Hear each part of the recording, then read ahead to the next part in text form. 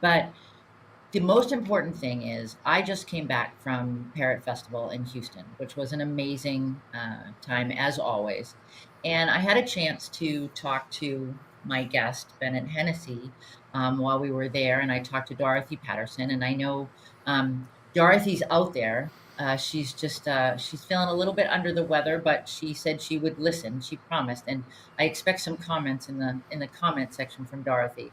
But while we were at Parrot Festival, Dorothy and Bennett let us know about some huge successes that they've been seeing with the project. So I wanted to have Bennett on so we could kind of talk about that a little bit. But first, I need to give you Bennett's bio, which I know you love sitting through this, right? So Bennett grew up in Toronto, Canada, where he studied a customized zoology environmental degree at the University of Toronto. He did field work in the Congo for a year, finishing the period with an enlightening 2.5 months living with the Mbendli, maybe I said it okay, rainforest pygmies. Bennett has lived in Bolivia for 27 years. He shares his time between supervising Asociación Armonia's blue-throated macaw conservation program and fundraising in Bolivia, and coordinates American Bird Conservancy's Brazil bird conservation programs. He has worked with blue-throated, red-fronted, Lear's, and hyacinth macaws conservation, and with sun, gray-breasted, and goyai, I don't know how to say that one, parakeets. Bennett speaks English, Spanish, Portuguese, and French, and he throws this bio at me, and I should probably look those words up first. So, welcome, Bennett. Thanks. Good to be here. Nice to see you again. Uh, so, there's a lot of exciting stuff going on. Yeah, so you just head into it. Where do we start? What's the most exciting thing for you right now, besides being home, or not on the road? Yeah, I've been on the road quite a bit for the last 3 months. There's a lot of makeup for not being able to travel for COVID, so I was traveling quite a bit. Well, the Nest Box program, always something we're always excited about. It's been going so well, but you're always worried that if you do something wrong and it doesn't keep up. And so this year's looking like a better year than well. It's as it's following the tendency of improving as it's going along. So right now, from the data from yesterday from the field, we have 5 nests with 10 chicks. So that's great just on its own. One of those nests has 3 chicks in it, which is pretty crazy. And then we have 3 nests with 11 eggs. So there's so the data right there. I don't want to. We always have to be in mind, right? This is nature, and things happen in nature. So nothing, it's not sure until they fledge. At least that's when we count them, and hope that they can survive in the wild. But those are the boxes that have and the state of them as for. I think this was actually 2 weeks ago. That's out those numbers there. Yeah, So that's pretty exciting. this was the announcement you guys made at Parrot Festival. This was the graphic you guys used there, and I can tell you, Carrie Ellen from Bird Gardens of Naples was there, and Lori McFarland. And when the LM came up with the one egg, Lori turned. I was standing right behind her, and she turned around and she said, "Is that me?" I said, "I think it might be." And she said, "It's me. That's my nest box." And it's just so exciting to see people so moved and to conservation. Yeah. It's really cool. So and I think Diane Yeah. Hyde is watching tonight, I believe. Yes, she is. She says welcome, Bennett. So Diane, that's your nest box up there, and Lori, that's your nest box up there. So it's kind of exciting. So Yeah. let's kind of go back a little bit, Bennett. We've got Hmm. in so this year it marks a landmark for you guys. This is the 5-year anniversary, right, of the dedication of the Laney Rickman Reserve. Right. Yes. So what does that look? So take us from 5 years ago to today. How have things kind of changed, evolved? Um, well, the main so we purchased one ranch, and that was a reserve. And these are large land purchases. They're not easy to make. That land purchase was made bringing together 5 donors. So, American Bird Conservancy, Rainforest Trust, International Conservation Fund of Canada, World Land Trust, and IUCN Netherlands.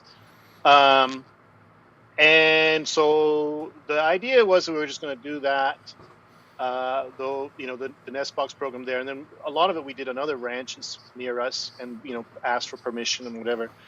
But then there were 2 other ranches that were up available for sale and right beside us, and they're used by the blue-throated macaw. And so in the last 5 years, we were able to purchase those 2. So now we've made those 2 so that I don't actually have the number on me, but I mean, the size of the reserve is now tripled. I do. And I have the number. I got there the you go. number because Dorothy is on top of things, and she sent me that it was 1,600 acres when it was dedicated, and today it's 6,050 acres. Yeah, yeah. That's so So that's pretty exciting. good. So that's Yeah. there's a map of it. That map you're seeing is including a ranch that's to the east of us that is part of our program, but we don't own that yet. But that's basically part of the extension. And I'll just talk about it since it's up there now. So that map you're seeing 3 different colors there. So the green are the Motaku Forest Islands. So these are the palm islands that the blue-throated macaws depend on for food. The purple, or sorry, the peach color is the Palma Blanca. So this is kind of a lighter forest. It's a more dispersed open forest area. And then the purple are the savanna and inundated areas. So this is sort of typical of the ecosystem of the blue-throated macaw. It lives in the savanna, but it doesn't actually forage in savanna plants. It forages in the Motaku palm forest. But so it's sort of, these are like the 3 things the blue-throated macaw needs, because the peach stuff is where their nest boxes are and where they're breeding. The dense Motaku forest is where they're foraging, and then the savanna is sort of the open areas that allows this area to not be all forest habitat. So what we've done, we had a botanist come in and sort of evaluate the area, and this is sort of the idea of a restoration plan. And we were initially thinking, that we would just do reforestation. So the botanist will come in, analyze what's going on with the plant community, look at the blue-throated macaw, and sort of making kind of like a blue-throated macaw garden, you could say, manage it so there's lots of food for the blue-throated macaw in the future. This is the thing. Our numbers are increasing, but our habitat has to keep them fed, right? And so we want to keep them living in our area. But he came out with a lot of really interesting ideas. And we had a meeting about 2 weeks ago, and one of them was talking about that we could actually, the Motaku, the palm forest, right? They're called Motaku palm forest. It eats the fruit of the seed and then often disperses the seed, the blue-throated macaw. It tends to be on raised land. So it tends to be where, if there's not raised land, there can't be the Motaku palm. But he was talking about, especially just in that map, the western part, he was saying that had real potential to create more area of Motaku palm by raising the land there. So that was, as we own the reserve now, we don't have to ask ranchers for permission. That's something we could do in the future. So that was really interesting. He also talked about a new kind of reforestation methods, which are taking a fertile, rich area, and taking the top layer of the soil, not all of it, but sort of strips of it, and moving it and just putting it into the other area. And that the idea being that the seed bank is already there, so you don't need to be sort of growing seeds in nurseries and then waiting 2 years and planting. You could actually just take this up, put it down, and see what happens. And then, of course, the idea of species specific, creating sort of a database on what other things the blue-throated macaw is eating, and then looking that we plant those trees in the long run. And of course, the other one, well, this is way in the long run, is thinking about, we're doing these nest boxes because all the big trees have been cut out, right? So if we plant trees that are going to be big trees in 150 years, they're going to create cavities for the blue-throated macaw. So this is something else we could sort of be looking at. That's so that's it amazes me that there's that forward thing, and you've got to, when you're doing conservation, you've got to think about that, the long haul. It's not just, I'm Yeah, going to get these nest boxes, get some more blue throats, and then we're just going to go from there. yeah, It's really yeah, about, how do we make this sustainable? How do we make this continue? And, after we're all gone, how do we make this yeah. project live on? And so what's the deforestation, the lack of habitat? What's the cause of that, Bennett? His study was what we kind of thought, it's cattle ranching mixed with fire. And so in the Mm, savannas of Beni, they burn yearly, the yearly burn, and then they run cattle. And basically, it really does seem that the real negative element is the burning, and not it's not even just the single burn. It's your plant species diversity really starts decreasing when you've got this yearly burning, and down to, he was saying, some areas that we've got further south have about a quarter of the diversity of the area, that areas further north that have less impact in our reserve. So that was his main sort of take-home message, is that the area will be recuperating. We're going to see other species come back, and we need to sort of manage that.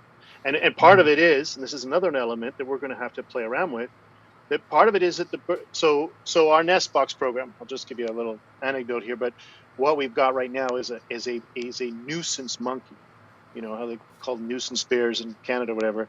We've got a monkey that's learned that blue-throated macaw eggs and nest boxes have eggs, and it's clear it's not a group of them, because normally they travel in groups. It's one individual that just has it figured out, and it knows which nest boxes we have, and it knows to get. And so there's one particular one. It actually ate 3 eggs this year again. Again, the eggs are less protected, so the monkey shows up and the birds just take away. I would imagine they'll fight if it was going to go after chicks, but we've cleared the forest around it. We cleared the branches, everything. It's still getting. We've got camera traps there, so hopefully we'll be able to capture. It might be a situation where a very successful nest box that's been going in the past, we're going to have to move and not have it there anymore because it's too accessible to this monkey that's learned that. But this is part of it as well, right? So we're getting rid of cattle, the habitat's recuperating, but the cattle were keeping the forest and that the sort of white palm forest area more open, allowing the birds to breed away from a lot of these forest predators. So this might be part of our management program that we'll talk about. Is there's something that they talk about which they call patch burning management, where you don't light the whole thing on fire, but you do sort of patches, and you're aging it, and you're basically just managing to maintain a certain type of habitat type. And we might, I could see this as part of our strategic plan, that we might have certain areas on the reserve that we want to be sort of a more open forested area to keep the forest predators not getting at the nest boxes. This is something we're learning about, right? Before we bought it, there was just lots of cattle, lots of people around, and they would hunt a lot of the monkeys or what have you. So they're really, that wasn't a problem. So it's something, preparation. I think it's interesting too, that whole issue, if you will, is that, we do conservation. We work, to save an ecosystem, or, a geographic Mm-hmm. region, and we still affect it, and I think Yeah, that's one of the things that people don't always consider when they're, oh, I want to start a conservation project. I want to do this. I want to save the fill in the blank. And, we're right. showing pictures here from the Flickr account, that there are so many other animals that live here, and how are they impacted by the changes that you're making? Even though, they're a positive change for the blue-throated macaw, how do they impact the rest of the animals there? And I don't know that we always think in terms of the big picture. Mm-hmm. you know I mean, what are you seeing as far as, success of other animals that may have been, where are there other animals that were struggling? Yeah, it's So we have Armonia has two reserves. We have the Blue-throated macaw reserve in the northern part of Beni, north of the city of Trinidad. That's the reserve that we have tourists go to. That's where we have lodges and people can come and visit. And we're trying to make part of a sustainability program that it has a level of tourism. And then we have the Laney Rickman Blue-throated macaw reserve, which we really are more dedicating to the breeding of the blue-throated macaw and allowing them to have a sanctuary where there's not a lot of noise and everything. So the Barbasul Nature Reserve, which we've now been running for 10 years, we've seen an incredible recuperation of species diversity in the area, especially the mammals that would have been hunted. So the big deer, well, not tapir, but a lot of the large deers, the more sought out hunting species. The Rickman Reserve, we still feel it's fairly new, and we have a lot of close by neighbors. We're not sort of coming in there right now. Our main thing is the blue-throated macaw. So we're not coming in. There's hunting. There's local hunting going on, and we're not coming in sort of saying shouldn't hunt, whatever. So we're seeing like there's been a jaguar reported near to the reserve. We've had the tapir lives there. I definitely think we're going to see. I mean, the monkeys are becoming more abundant. The Tyra, it's a type of mustelid, a type of like otter, land otter that's there. That's a predator. That's becoming more evident. Yeah, I think those species will continue to increase. Part of it is that we want to protect the whole ecosystem. But there's an element that it is, like I remember when we were doing the nest boxes when we had the big hole, right? And we had a lot of blue and yellow macaws breeding in the nest boxes. And we were like, because I remember some people like, well, blue and yellows are part of the ecosystem. You should let them have boxes as well. But the reality is that blue and yellows are like all the way up to Central America, all the way down to Argentina, whereas blue-throated macaws are only in this little area. So we're going to not help out the blue and yellow macaw. And we made that decision. We're not going to help them out. If their population, if their numbers dwindle in the savannas and the blue, that's fine for us right now. But so there is a bit of that, a bit of management. But I don't see, like we have, it's called a type of grass finch. It's a small bird that's it. Actually, there's the photo of it. There you go. Large-billed grass finch that's benefiting from our not burning the marsh areas. So, those that potentially could be a threatened species. So those species, I think ideally we want to get enough land. I mean, I'm interested in increasing the size of this reserve. And there are some neighbors who are mentioning that they would be willing to sell. So I would like to continue that. I again, like speaking about the long-term future, I think the more area we can sort of protect and secure, we'll just have in a doomsday scenario where everything around it becomes farmland and industrialized agriculture like in the US, because most of it's family done now, that at least we'd have enough that the blue-throated macaws could live in our entire reserve. Because right now they spend a lot of time outside, right, visiting other ranches and what have you. Mm-hmm. So, yeah, the larger we get it, the more we might be able to designate certain areas to certain species, or if blue-throated macaws aren't there, then allow them to be lots more monkeys there, or what have you. Okay. So you talk about if that were to happen, that doomsday scenario, and I think another piece of the conservation mission is education. That's my big thing. I feel like if we can get people to do better things and to care more. I did my talk at Parafestival about empathy and anthropomorphizing, but I think if we're educating people who live there about what we're doing, that's you get more buy-in. So how are you guys managing that, Bennett? Is that a challenge? How does that work? It's not a challenge. The project, when we began with Loro Parque's support, the main emphasis of the project was a pride campaign for about 5 years, and it was really the idea of that get this bird. The people are from the Beni department, the Beni area. They're known as Benianos. The bird is from the Beni, and sort of making that association that it's your bird, and it depends on you to protect it. And that was incredibly successful, insanely successful. That the illegal trade pretty much dropped to zero. I mean, but I have friends in who are associated with pet birds and whatever, and they're always looking to see if a blue-throat macaw ever comes on the market, and they're just not at all. I'll tell a quick story. Um, 2 years ago now, some ranch hands took a chick of a blue-throat macaw out in a far ranch, and they took it out of the nest and they raised it in their ranch. And they raised in their ranch thinking they're going to sell it. And the bird, they were feeding it, and it was growing. It grew feathers, and it flew away, and it joined the parents, which were hanging around, knew the chick was there. And that, to me, really sort of tells the story that there isn't a market out there.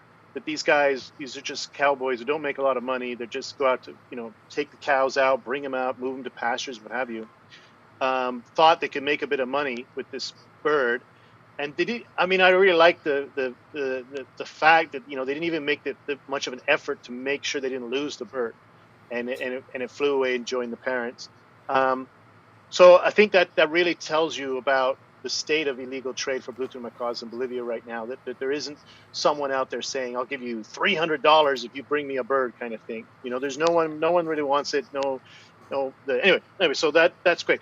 I'm a really strong believer in conservation, often because a lot of the situation we're in is because it's our fault, right? We were the ones doing these things, and what we would like to do now, we continue a level of it, but sort of the next stage with our reserve was right now this year, we're going to build our staff house. So with the support Rainforest Trust gave us to make the land purchase, they also gave us money for a staff house.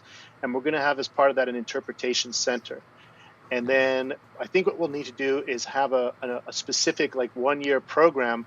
But the idea is to bring school children and to do trips, but in a very, one bus and the whole thing about, they got to be quiet.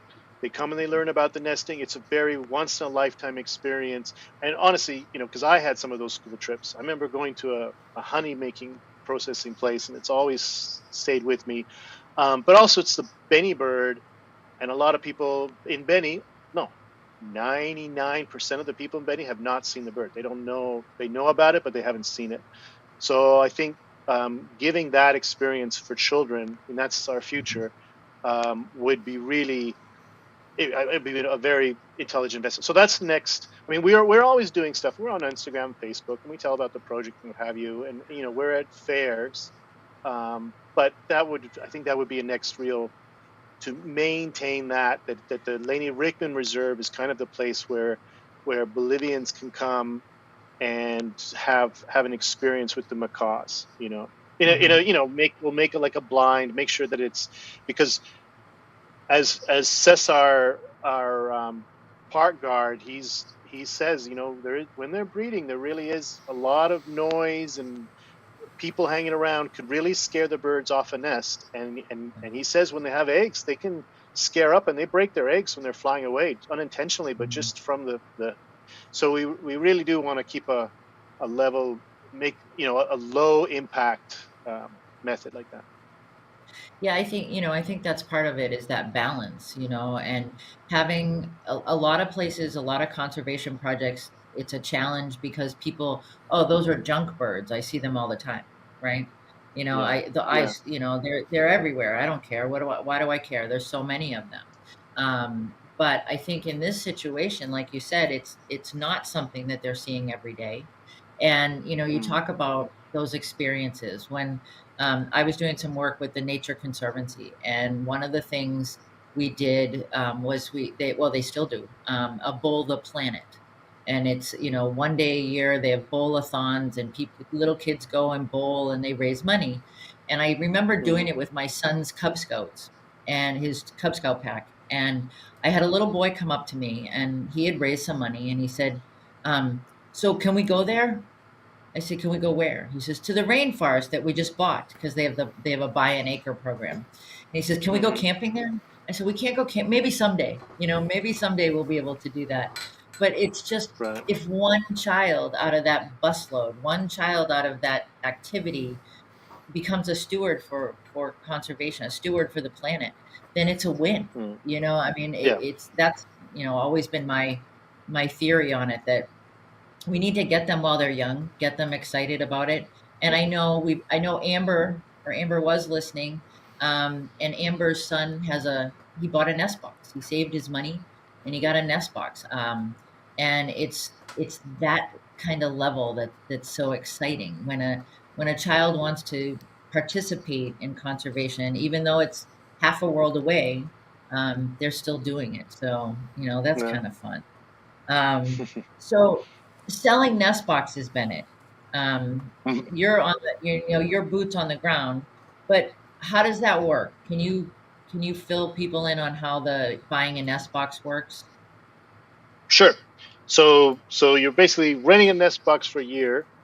You pay $250. Right now, all the nest boxes for this year are done, and we're selling the nest boxes for next year. So what's our number? I got my numbers here. So we're going to put up 125 next year. We might put a bit more, but we have to see how this year goes. This is the most nest boxes we've ever put up this year is 125. 92 have already been sold. So they're going like hotcakes. So you better move on. But basically, I mean, we put your initials on a nest box. We'll send you a photo of where it is. We put the nest boxes out about November. We clean them all up. Reuse some materials, but basically we're putting up each time the nest boxes. And then it's luck of the draw. We do have some favorite spots where we know the blue-throat macaws like to use those boxes. So what we just do is we take all the initials and then we randomize it and we put them out on the boxes. And if you get lucky, I mean, we never know. There's always some boxes they take to that we didn't know that, but we'll see who gets those. And yeah, that's it's birdendowment.org. You can do that. And that's one way. I mean, you're supporting the nest box program. You're supporting us visiting it, and it's also the protection of the reserve and the habitat. So that we have this. It's part of our sort of sustainability plan. Is to keep the blue-throat macaws there and make sure they're protected. And this goes to paying for part of the management and everything as well. And that graph you're just seeing there, this is sort of where we're talking about the blue and yellow macaws. So this was like the number of occupied nests by blue-throat macaws and blue and yellow macaws. So as you can see, the yellow line are blue and yellow macaws, or blue and gold, and the blue was blue-throated. And basically, we had to work through the years trying to reduce the size of the hole so the blue and yellows wouldn't enter in. So blue and yellows wouldn't enter in and not blue-throated. But we had to do it a little bit by little bit because we didn't want to have a year where no blue-throated macaws used a nest box. And basically, you can see that we figured it all out. It was very successful. And that weird blip in 2019 was a blue and yellow macaw that ripped through our access door on the side and used the box in a sort of mischievous way that way. But other than that, it's been going that. Yeah, I don't know. Go ahead. No, I was going to say those blue and golds can be fairly determined. I think anybody that has one knows that at home. Yeah. But so right now, how many nest boxes are there total?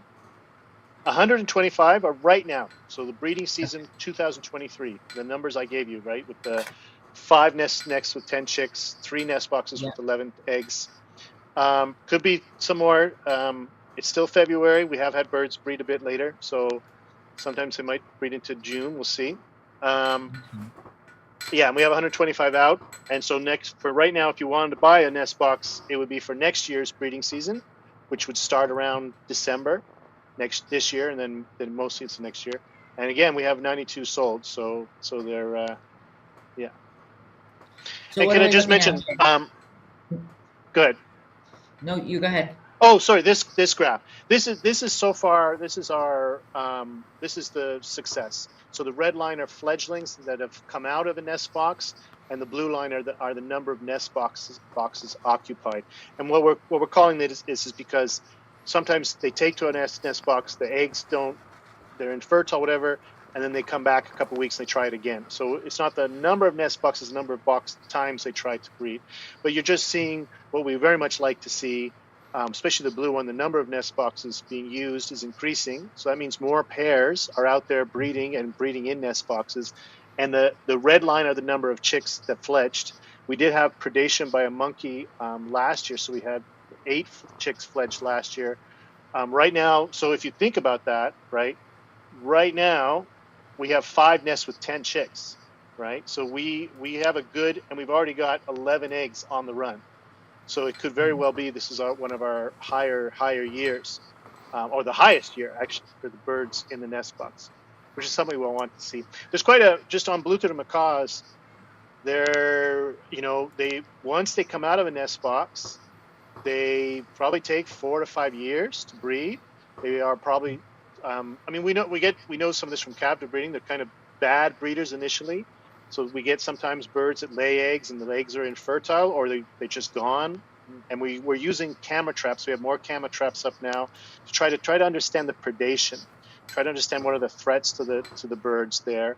And that's an element where we'll manipulate nature. If once we find, so we put out 125 nest boxes. If we have blue-throated macaws breeding in a box, we'll put a aluminum cone around the base of the nest box so that the mammals can't climb up to the box to get to it. And sometimes you get snakes. Anyways, we still have some things where we had eggs that have disappeared this year, so we're hoping that hours and hours of camera trap footage will be able to show us that moment when something went in or what have you. Just another thing that happened this year. So we also get other animals that like the nest boxes, like the black-bellied whistling duck.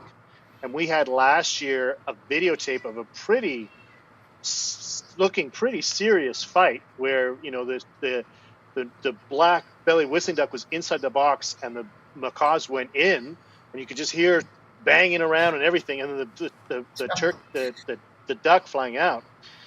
But we actually this year have found them fighting over a box, and then came back and the blue-throated macaw was dead. So it looks like it died of a broken wing bone. So that, even though it looks like they're just not, it doesn't. We didn't know they're fighting to the death. But these are like, I don't understand it, because I don't know why we've got so many nest boxes up. Why would the black-bellied whistling duck fight to the death over a nest box? But they came back and the blue-throated macaws were in the nest box, and the black-bellied whistling ducks took over that nest box. So it's pretty, I guess, I mean, this is sort of more of the science we want to do, like, why are certain nest boxes in really high demand? And what are the qualities? Some of them are just ignored. They're always ignored. And for us, we're doing it as far as the north-south. We've got it in the right direction. It seems like they don't want to be facing the morning sun, which would make sense because it would heat up for the whole day. Right. But I don't know. I'm actually starting to think of a theory now that we know, these macaws learn. They're very intelligent birds that learn a lot of their behavior. And so we'll be able to, we definitely are seeing ringed birds. So birds that have fledged from a nest box have come back and bred in a nest box. But I'm wondering now if they're actually not just coming back to a nest box, but coming back to that nest box. Like, the one they fledged from is the one they want to breed in. And it'd be neat to, we haven't color banded any of the birds, so we can't identify that, but it would be neat to see, and we do have them ringed for numbers, so maybe we can get some photos or something and figure out. But because I know an area in a rainforest, and it's a very large tree, and there's a hole in it, and there are parents that produce chicks of macaws. It's red and green macaws, but the locals who live there were telling me that their chicks hang around that nest and almost fight with the parents to try to breed in that same cavity. And the parents every year have to sort of assert that this is our cavity. You came from it, but you can't breed in it. This is ours. And so, time to leave. You got to, find your own cavity, kids.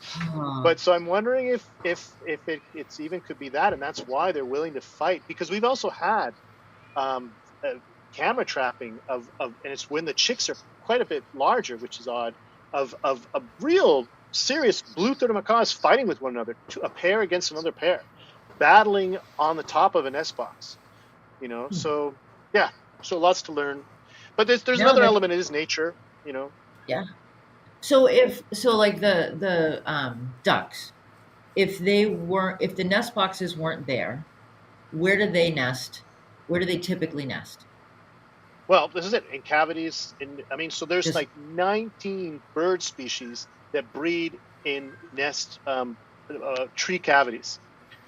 So they've been evolved. This is the thing about the savanna that there's far less trees. So human impact, they just cut out the big trees, and they don't yeah, even cut out like you get in the rainforest where they cut out the big trees of the valuable timber.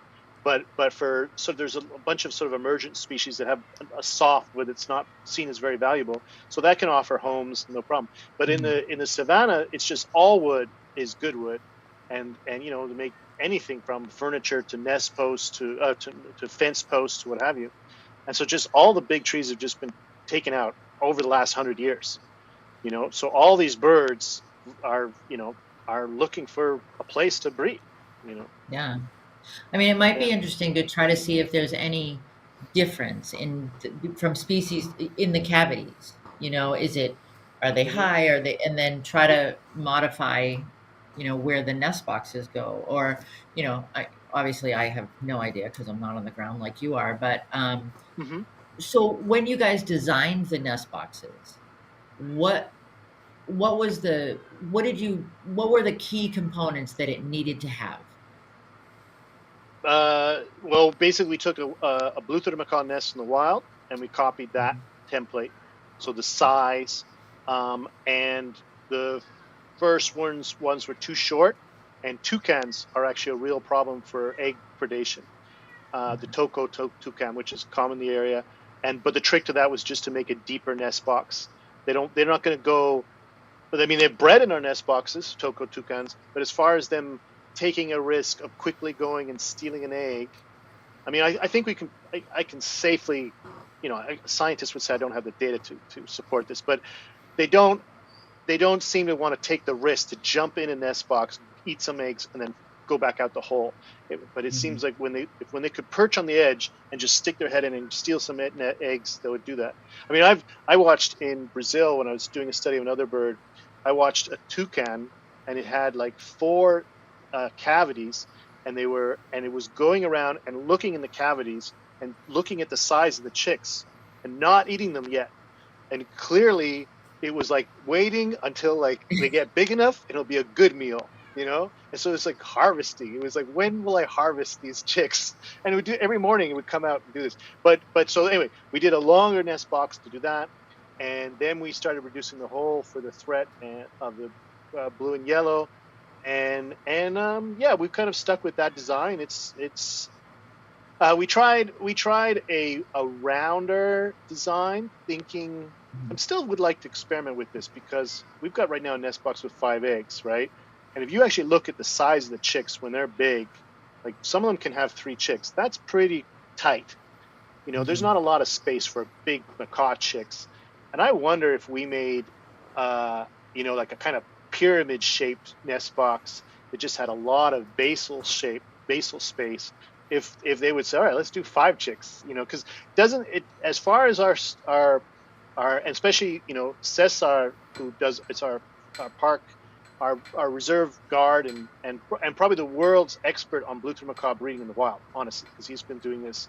You'll sit there and chat with him, and he'll make these statements just like, wow, you're the only one who's made that observation.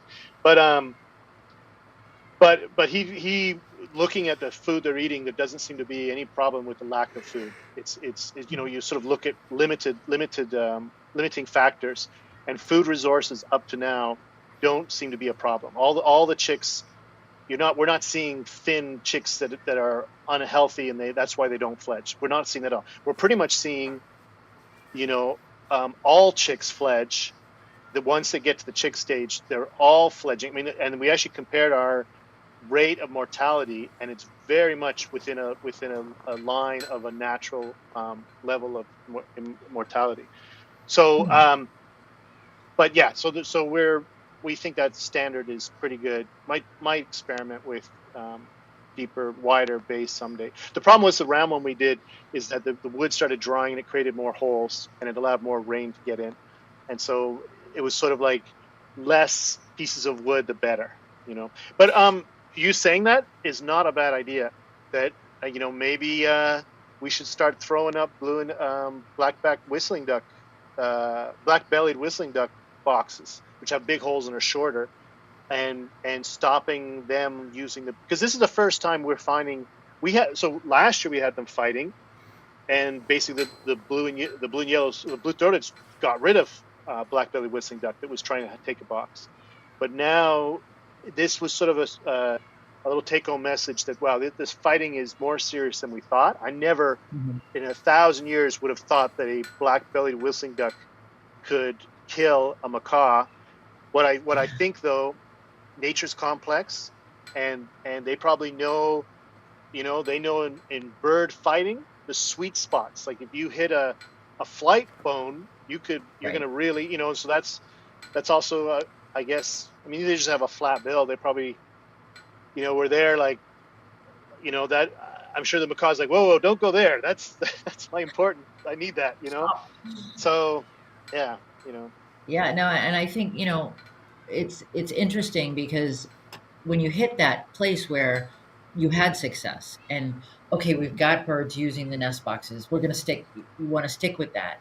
But as the Mm, project itself evolves and you're seeing this kind of situation, you're seeing, three chicks versus, you know, one chick. You're seeing so mhm. much more. Is it is it time to make a changes or not necessarily, abandon what you did before, but maybe that needs to evolve as well. And I think it's really, you know, Cesar, your guy who's the authority, is maybe seeing things, and I always find it's that person that notices the little things, and Yeah. notices those little nuances. And sometimes it's just something so simple that you get desensitized to, or you just don't think about. So that's kind of Mhm. interesting. That'd be cool. Mhm. I would like to, see how that is. So we, so um, the cattle ranchers, we talked a little bit about, how this happened. And Lori had said, do you plant new trees? And it sounds like with your botanist, you're working on those kind of things. um, Mhm. the cattle ranchers are accepting of what you're doing. Uh, yes, they think we're idiots because we have wonderful pasture that we're letting go to waste.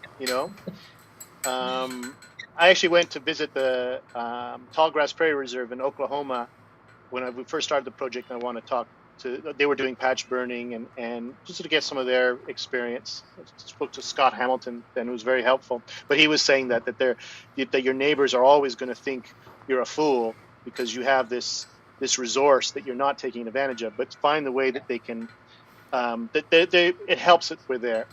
Um, uh, yeah, I mean, we're not. They understand what we're doing. They understand the blue-throated macaw and the importance. I mean, they're business people who buy land and are trying to make a living from it, but they're not bad people. They're not. No. So so sometimes just this is part of what we want to do in the long run is work out. So it's sort of a longer story, but the Motocupam species is being heavily impacted by cattle, that it's not able to regenerate very well, and this is the main food resource. So the ranchers want these forest islands because they give shade for the cattle, and also they're usually on raised land, so the cattle, if it's all flooded, can go and rest, dry their hooves in those areas. Um, but but if we don't have regeneration, eventually they're going to lose those Motoku forest islands. And we've spoken to quite a few of them, and they don't want that. They don't want to have a bare, empty area. They if they can do something and it's not going to cost money, they're not going to lose money from ranching to do it. They'll do it.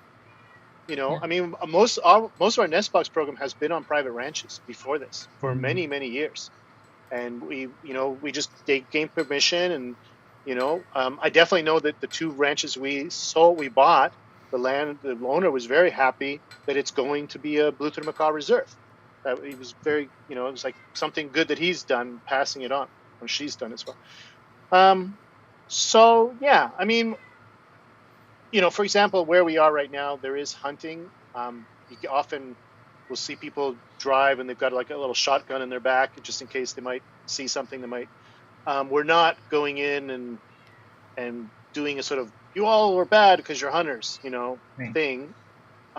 We would like to address that at some point in the reserve, and we have a sign that says no hunting in our reserve. Uh, I mean, yeah. We'll see how that. Yeah, I'm not going to go around and tell everyone. It'd be nice if people decide that, I don't know. Yeah. And You know. I think it's that, again, it's a fine balance between Mm, people who are mm, making their living, and this happens with so many conservation projects, where people go in, gangbusters, and you've got to stop what you're doing. It's wrong. We need to save this. And then, hmm. well, that's my life. That's how I make my money. Yeah. That's how I feed my family. And I Hmm. can't, I don't know any different. I don't have any options. And I think it's Right. that cooperative piece. And I know, um, you guys have been working in that area for so long now that it is a matter of that cooperative piece. And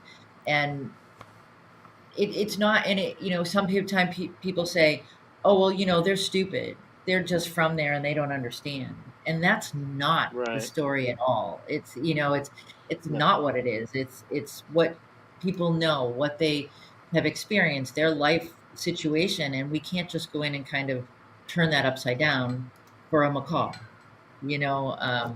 It's Yeah. There's so much more to it, and I love the way you guys have handled this over the years. And back in the day, talking to Lainey about what her vision was and how it could, how she saw things going, and you guys have done an incredible job, keeping that up and going even further. So it's really nice to see. um, Mm, okay, so I got to tell people, Bennett, um, before we came on the air, I was thinking, and I was talking to Mark, and I really think that the Flock Talk crew needs a nest box. Um, so what we're gonna do is, and this was one of those, I got to go talk to Mark before we came online. What we're gonna do is we're gonna have a sale, and I was only gonna do it till midnight, but you know what? I'm gonna do it till Sunday, and it's 25% off any purchases made between now and Sunday. And all of that money will go to a nest box. And if we don't make enough with the sale, then Mark and I and the Leather Elves will fill in the blank. So the code is going to be nest box if you order on the Leather Elves, and you get 25% off. So you're helping blue throated macaws, and you're making sure Bennett continues to have a job, and and and getting some cool toys at a discount. So 25% off anything bought now through midnight Sunday, and all of the proceeds will go to Flock Talk Nest Box. It's FT. I was lucky enough to be gifted a nest box years ago. I should tell you guys, they're tough to get these days. It's a hot commodity, the box, Um, but I think it's they make amazing memorial gifts for people. It's a wonderful way to remember someone, and their legacy kind of lives on. That's one of my favorite things to do. So we're gonna do this for the weekend. Either way, we're gonna come up with a nest box. So I'm kind of excited. And if you guys want to help out, you can sponsor a nest box. If sponsoring a nest box is a little bit out of your range, then you can go to birdendowment.org. Excuse me, and you can support them that way. Um, every little bit counts, right, Bennett? It's not just the big hmm. hundreds and hundreds of dollars, although those are nice. Um, Hmm. but every little bit counts, right? Yeah, and just so on that, so the nest box campaign that we have that, and that's for next year. We also have with birdendowment.org restoration program, which is what that map I sort of showed, where we're showing the different habitats.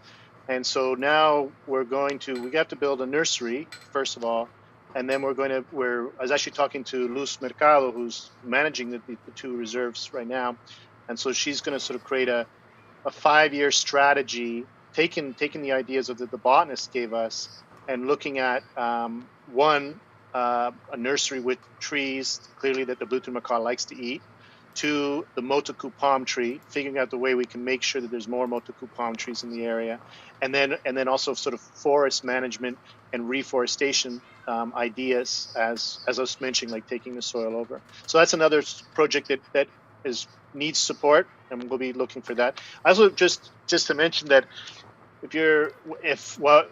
thankfully with Dorothy Patterson and the Bird Endowment, what we did was we created a endowment, which I think is about $260,000 now. American Bird Conservancy holds that for us. And basically, it's invested money that the interest each year goes to help the management of the reserve.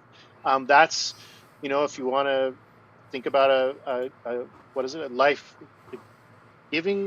gift, or in your will or what have you. That's something American Bird Conservancy manages that for us. Basically, the board of American Bird Conservancy decides how that money is invested, along with money from them, and then we just get our percentage of the investment each year. So last year was quite significant. It paid about 50% of the management of the reserve costs. So that's sort of our way of long-term sustainability. And of course, gotta love autocorrect. Also, they were correcting things, but Nick fixed it. The code for the nest box. So I mean, it's a great way to, if somebody's got the kids are being brats and you don't want to leave the money to them, this is the way to do it, right? Yep, there we go. Gave a solution to that problem. Yeah, and we will be buying land, so that might come up in hopefully this year. We'll look into another one. We have to do some negotiation. So we need to have a buy a tree, a palm tree promotion. But yeah. Yeah, we need to talk about this. And then, and if we end up buying land, then can we camp there? Can we come and visit?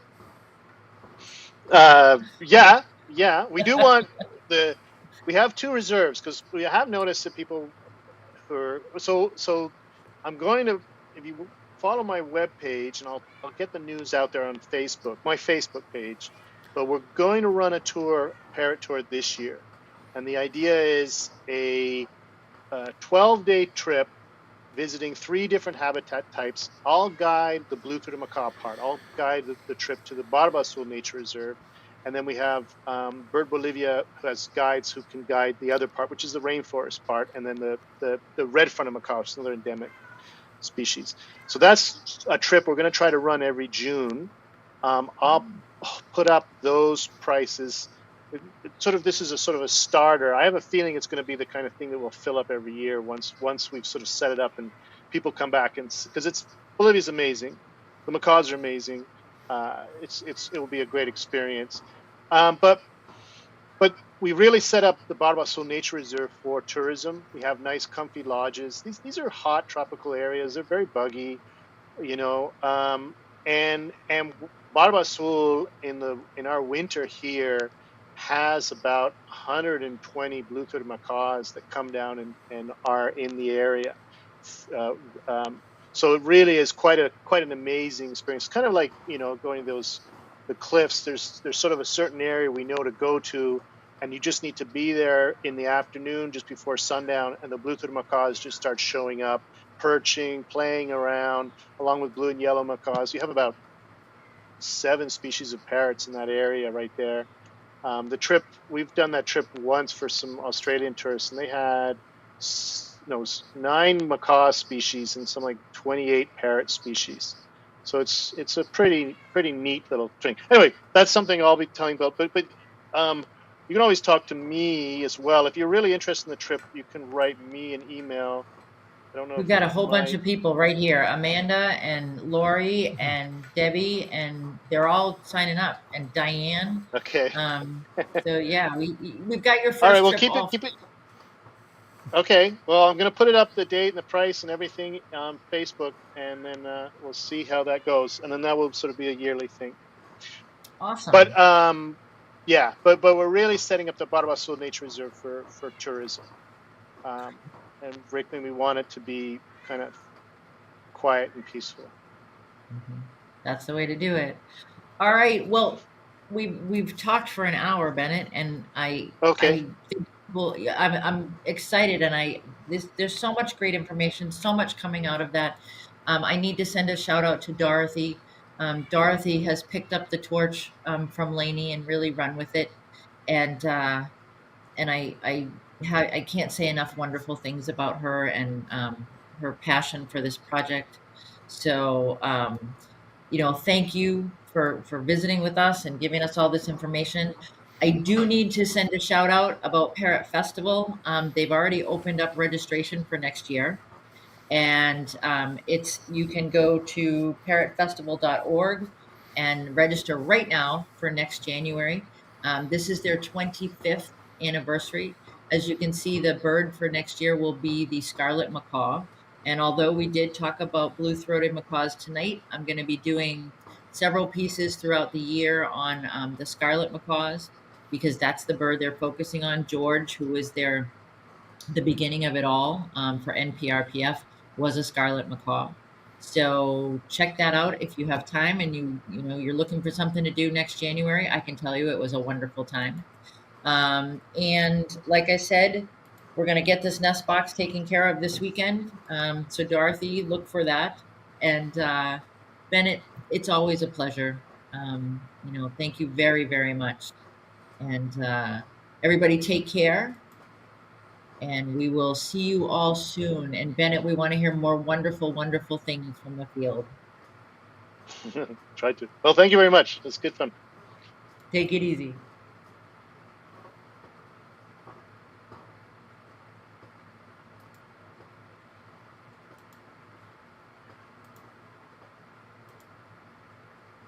Hello. Oh, He signed off. yeah, he disconnected. All right. That went pretty well. I think so. I was a little worried at the beginning. Uh, We my were off to a u- slow. well, the cat is driving me nuts. There we go. It's gone now. No, Is that your cat? I thought it was mine. no. Oh,